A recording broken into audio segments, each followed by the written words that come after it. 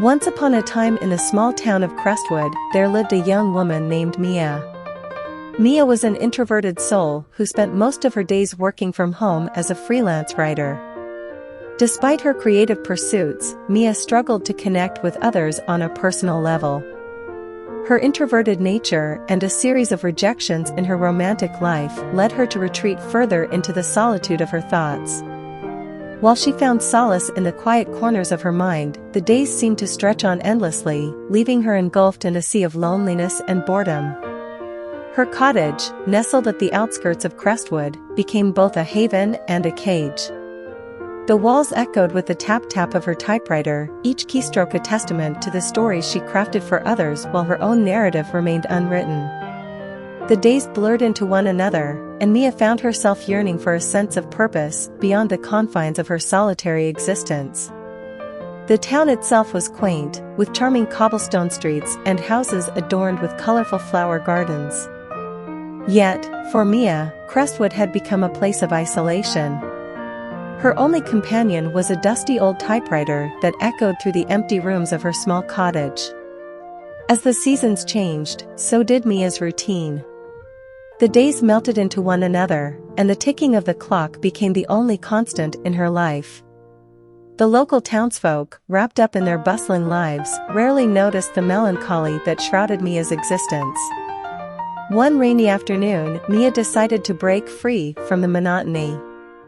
She donned her raincoat and wandered into the heart of Crestwood, where she stumbled upon a quaint bookstore she had never noticed before.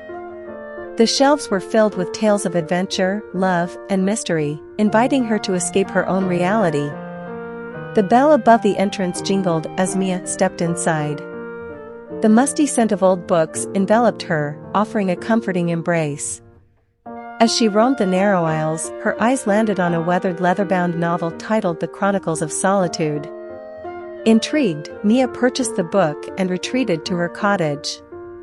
With each turn of the page, she found herself drawn into the fictional world that mirrored her own feelings of isolation.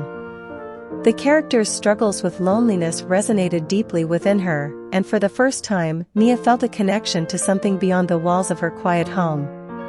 As the weeks passed, Mia became engrossed in her new literary companion. The characters became her confidants, their adventures a welcome distraction from the solitude that had plagued her. Yet, even as the fictional world provided solace, Mia yearned for real human connection. One day, while wandering through the town square, Mia noticed a community bulletin board filled with flyers for various local gatherings. Courage welled up inside her as she decided to attend a book club meeting advertised on one of the flyers. To her surprise, the book club was filled with individuals who shared a love for literature and a desire for connection. Mia found herself opening up, sharing her thoughts on the Chronicles of Solitude and discovering that others had similar feelings of isolation. Slowly but surely, friendships blossomed, and the once quiet corners of Mia's life were filled with laughter and shared stories. The loneliness and boredom that had gripped Mia's days began to dissipate, replaced by the warmth of newfound friendships and the joy of shared experiences. As Crestwood transformed from a place of isolation to a community of kindred spirits, Mia learned that sometimes, the most meaningful stories are the ones written not in solitude but in the company of others. As Mia's story unfolded, the once muted hues of her life began to fill with the vibrant colors of friendship and shared experiences, transforming her from a silent observer of life to an active participant in the tapestry of Crestwood's community.